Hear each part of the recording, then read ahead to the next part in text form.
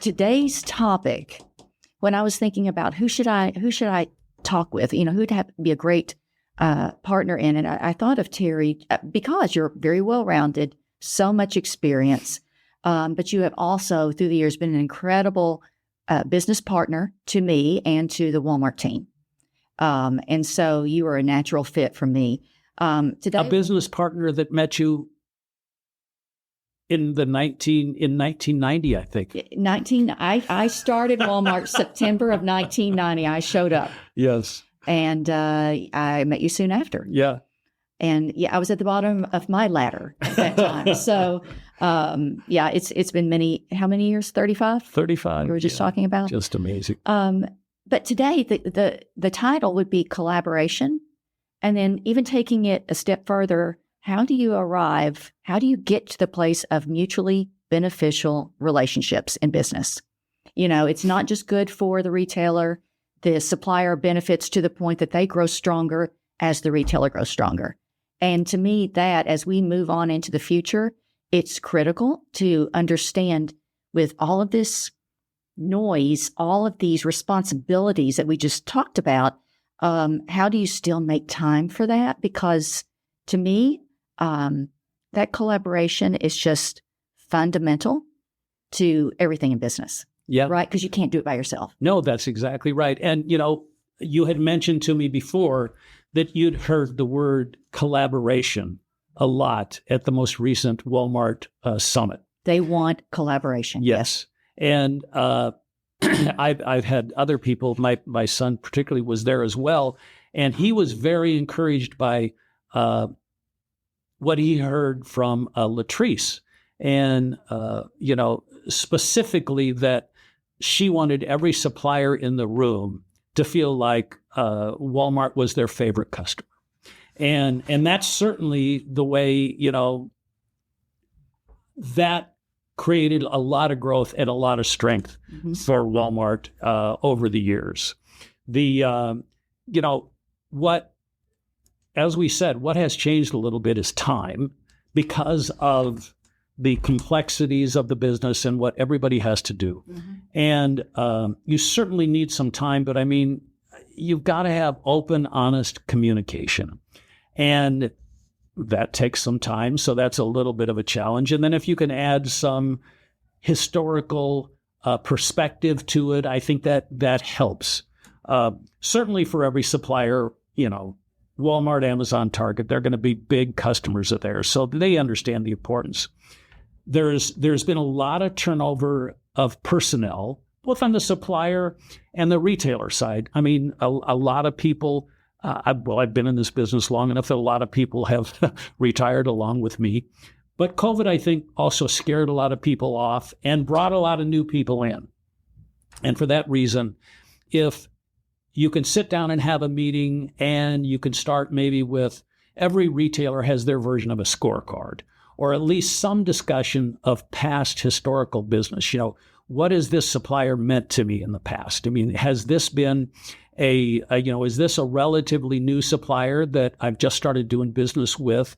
And things are going okay, but we've got things to prove in the future. Or is this somebody that has been a strategic partner that we've done a lot of business and a lot of good things together? That helps at least prioritize the time that you need to spend. And there's no doubt that I can't imagine the supplier matrix that suppliers or that retailers have now when you throw e-com in with store assortment. So talk to me about that. So historical perspective, what if there's a new strategy and, the retailer in this case wants to go a different direction than in the past or augment it, then, and you're a historical supplier. Okay. Are you still important?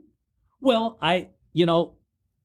let's talk about what that new direction is, because quite honestly, once again, we said open, honest communication. If my historical perspective, my success has been in knits, and now they want to do something in wovens, and I don't make wovens, then it's up to me to say, you know what? Because the mistake that most suppliers make is, I can make anything. don't worry. I may have heard that a time or two, You Terry. may have heard that a time or two. You know what? Not everybody can make everything. So that's a significant change, and they're typically not that significant. So what is the strategy? Which direction do you want to go in? What are the benchmarks for that strategy? What is the trend behind that strategy? Buyers, all over are really being challenged for innovation and newness. And that's what we want to see when we go into a store. I mean, if you go into a store a few times or you go online to buy something, you constantly see the same thing, you start to lose interest. Mm-hmm. It's like a restaurant that never changes its menu. After a while, even if I like the restaurant, I've eaten most of the things on here and, I'm going to look for something else. Well, you have to hit the wants as well as the needs. Exactly. So, but what I think, while you're reaching for innovation and newness, if you have a supplier that you've had a lot of success with, then there's no reason a longtime supplier can't bring innovation and newness. Innovation and newness doesn't mean newness in the supplier. It means newness in the assortment or whatever's being brought. And if you can have a conversation that says, look, this is really what I'm looking for now. Mm-hmm. This is the trend that I've seen. This is what I'm happy with. This is where I'm getting my benchmarks. Then, and you give the supplier an opportunity at least to bring that back to you, because it is so difficult. I mean, every major retailer has a different way of doing business. Mm-hmm. Target is very different from Walmart, is very different from Amazon. And there's a learning curve that can cost both sides a lot of money.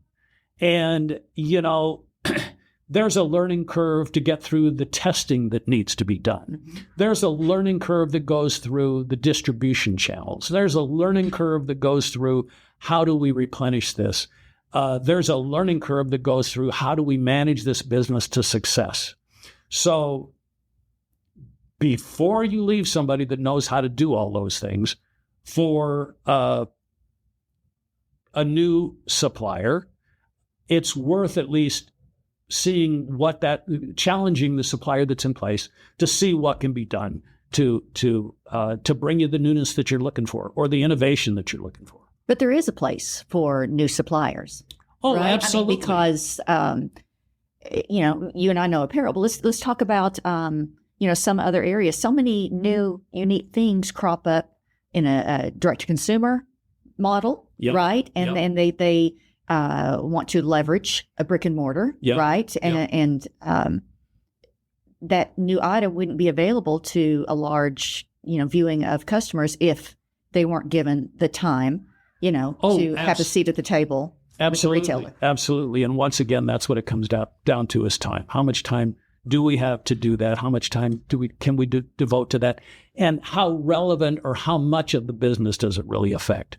So there's so many things that go into prioritizing how to get about to that.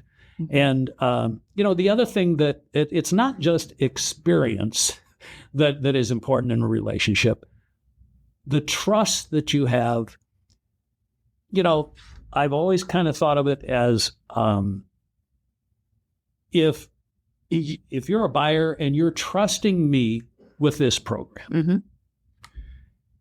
It might be a round rack or it might be whatever it may be. But if it's a major program, you're trusting me with a good part of the success of your department. You also maybe, if I don't deliver this up to your expectations and on time and in full, then I put at risk your sales goals. I put at risk your bonus. Let's face it. You're getting personal now, Terry. Yeah. We're all in this to make money. That's so true. Those are the things that are at risk. So my own personal philosophy that I've always tried to pass on to the salespeople that work for me is if I sell this buyer, this retailer something that is financially successful and does well, and I execute it, then I have a chance to do business with them again going forward. Mm-hmm. If I don't, then they've got every right to move their business on down the line and do business with somebody else, and I don't want that to happen. Right. Exactly. And, the trust is definitely a two-way street. Trust can come a lot through how a business is managed. I'm giving you this business. I'm giving you this to manage. Take care of it for me. And I think, examples of taking what we always try, whether it's a 500,000 unit order, 100,000 unit order, or a million, if it's a large order, you've got a pretty good idea within the first 3 or 4 weeks. If you've, once again, collaborated, you've shared ladder plans, you know the expectations, what does a win look like for both sides? Within the first 3 or 4 weeks, you've got an idea if you're going to make that sales plan or not, or at least you've got a pretty good inkling. So if, it was a 1 million unit program and you're exceeding sales plan, delivering that good news, that's easy. That is so easy. Another way I always thought you could judge a good salesperson is how well he delivers bad news and how quickly and accurately he delivers it. Because if that 1 million unit program based on sales is going to be lucky to sell through at 60 or 65%, then how do we address that? And those are difficult conversations because that means I've got to go either suggest a rollback that could cost us money, or I've got to go suggest, how do we get out of some of these units? Well, and I would think it would always be kind of the seller's dilemma.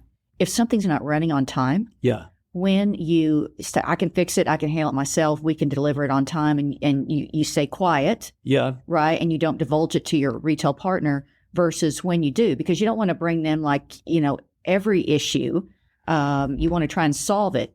But there has to be that line in the sand for you of, they deserve to know, here's everything we're still going to do to try our best. But I'm sure you've come across that in your career many times. No, that's absolutely true, because early, if you're 6 weeks out on a delivery and your factory tells you we're running a little bit behind here. Well, what does that mean? Can you specify that? And can we fix it? What can we do? And there's always something a supplier can do, because you can devote another line to that product. You have to take it from somewhere else, but you can devote another line to that product, or you can run overtime on that product. And so there are ways to fix things if you're 6 weeks out. There are ways to fix things if you're 4 weeks out. But when you're 2 to 3 weeks out, if they're still telling you they're going to run late, then there's a really good chance they're going to run late. You got to raise a flag. Yes, point, you've got to have a conversation. Well, and from my point on the trust, suppliers that would tell me that, I won't say I was just good at it at the beginning, but being a trusted partner back, if let's say you brought that to me and you're going to be 2 weeks late. Yep. Okay. I would look at my entire assortment. Am I open to buy? Can I afford for this to be late, or can I not? Is it detrimental, or is it just an inconvenience? Yeah. And anytime that I could weather it with the supplier, I would. And the idea was that it's not hurting the ultimate customer. I can weather it within my assortment, and there's going to be a time when I'm going to need their help. Yeah. And so it works both ways. Oh, without a doubt. And I would even go so far to say, any big business situation I found myself in that wasn't good, trusted suppliers, and I'm not talking at all about sharing things that shouldn't be shared. Sure. But things that were appropriate, like within the two businesses, they would help me come up with the best solution to solve it. Yeah. I could come up with any solution, but the best required more than one mind on the subject. Yeah. Yeah. And it takes a willingness to do that. I mean, if you've got a partnership and you've got somebody that you've been doing business with for a long time, maybe within a week you have to say, okay, we're going to have to expedite the freight on all of this. That costs a significant amount of money, or maybe you do that. Or maybe I come to you and I say, Deanna, you know what? We're going to be 2 weeks late. There's nothing I can do about that. I'll help you at the end of the season, and we'll take in less inventory, or I'll help you with a markdown, or I'll do something to prevent this from really harming the overall financial results. There's lots of ways. Once again, it goes back to an open communication back and forth that you can solve that you can solve problems. And I think it's long term too, Terry, because, okay, let's say we have that one season. If you have it repeated seasons, the trust goes down. Like, the money in the bank of trust goes down over time, right? Because this supplier has trouble being consistent. Right? If it's a one-time occurrence and they've told me that and we work through it together, your bank of trust goes up. Right? And so, early in a merchant's career, you may tend to think that the suppliers have buckets of money they walk around with all the time. Just, here's some for you. And some for you. The more I learned the business model of my partner, I feel like I was able to make better decisions for my own business. Right? Because, one of my friends told me, when you know better, you do better. But it was the making sure that I understood the suppliers' puts and takes, what they needed to run their business more efficiently, helped us both make more decisions that ultimately found their way to the customer and value. I had a chance to talk to a young man who was being recruited by Walmart. He was from Duke. And, he said, is there any advice that you would give me? And I said, well, if you know that you're sitting down across from whatever department you're in, you're sitting down with a supplier, and this supplier you've done business with for a while, his best interest is served if he sells you something that you sell. So try to always remember that, because for him to sell you something that you don't sell, eventually you're not going to do business with him. And so try that takes some trust. And I think you had mentioned this once before. You'll kind of get an idea of the people that you can trust in business and the kind of people that you can't. Obviously, if you've got somebody that,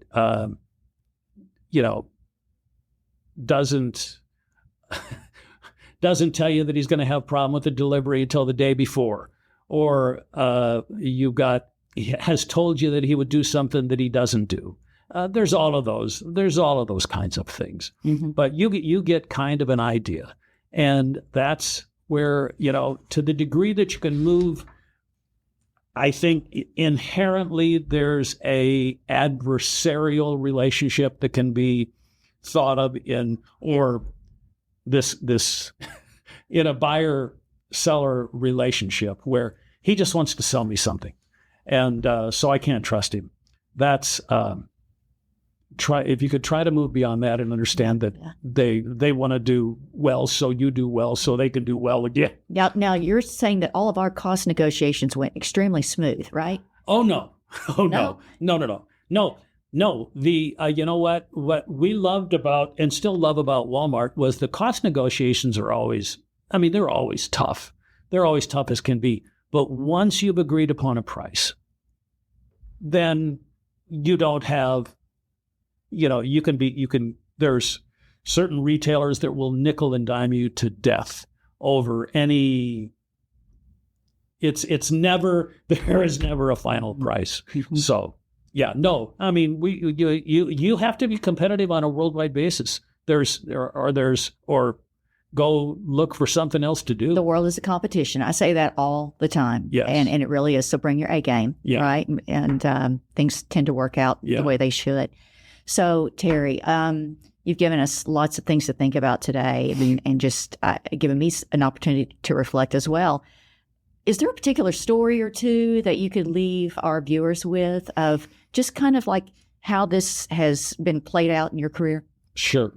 Well, from a partnership standpoint and how that's played out for both parties, I think, we talked about the COVID crisis and what we were able to do when you guys said, okay, this is somebody that we think can help us with that. But beyond that, we had a meeting with you and then Andy Barron back in, I want to say it was it was 2019.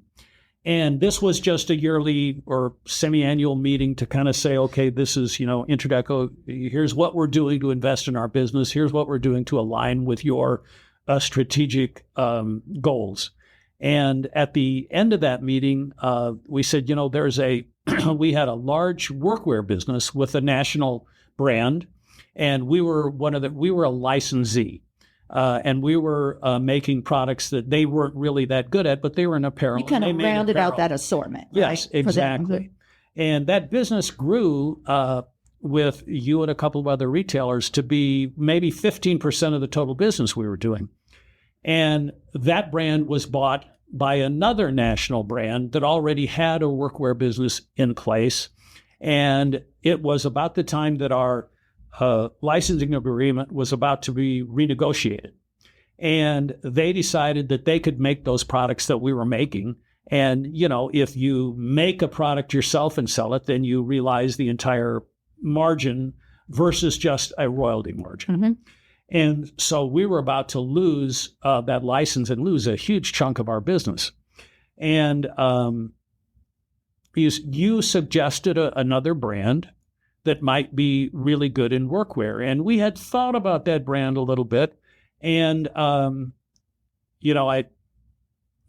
pretty sure what I said was, Deanna, if you guys could say something to that brand for us, endorse us as a, reliable workwear supplier that you've counted on, it would mean a lot to us moving forward with them.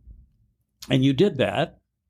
And that business today is about twice as large as the business that we had with the other brand. It also brought a new brand into the workwear assortment, which was good because at the time there was only about one brand. So it brought in some competition between two national brands. Well, and that's exactly, beyond the fact that, I like you, and I didn't do it for that reason. No, I understand that. But it was because my customer needed an additional choice, yeah. right? And the world is a competition. Yes. And so being an advocate for my customer, we needed to offer more breadth of assortment, which meant an additional brand. And it played out very well. And I think you have an ongoing, relationship, Introdeco, with that national retailer going forward. All I did was make an introduction, Yeah. but me knowing that was a lot. but me knowing what you needed, Yeah. right? Collaboration on an ongoing basis allowed me to play a role in connecting the dots. If I hadn't been curious enough to ask, it wouldn't have happened. No. And that ultimately, I think, is just one way collaboration, and then going beyond that to what's mutually beneficial for both businesses. Yep. It takes a little more thoughtful effort than just let's work together on something. Yeah. And as the supplier gets stronger, the retailer gets stronger, and the support continues. So, easier said than done. But with everything there is to be done in this omnichannel world, there's one truth I know is that we're not going back. Yeah. Right? It's here to stay. Number two, we have to figure out a way to take care of the two channels as one, but also get back to what I believe is the foundational strength of a business, and its collaboration. Yeah, without a doubt. The supplier-retailer relationship, the business continues to be extremely competitive out there. We see every day headlines about how, it's really the two behemoths now, Walmart and Amazon, are fighting it out. And whatever advantage you can gain can make the difference. And I think your ability to really optimize your supplier base and put them in exactly the position that Latrice said she wanted every supplier in that room to value. Really what she was saying is, I want you to value our business more than any other retailer you're doing business with. And that comes from collaboration and great supplier-retailer relationships. Mm-hmm. Absolutely. Well, Terry, I've enjoyed this immensely. I could talk longer. We may just go get coffee after this and continue the conversation. But thank you so much for joining us today on Doing Business in Bentonville. To our viewers, listeners, thank you for joining us. Please give us feedback. You can leave it on the Doing Business in Bentonville website, or you can look at my LinkedIn, Deanah Baker. And I would love to hear your comments, your feedback, and it'll just make the next podcast better. So thank you all today. Enjoy the rest of your day, and let's go sell some stuff. Thank you. Thanks, Deanna.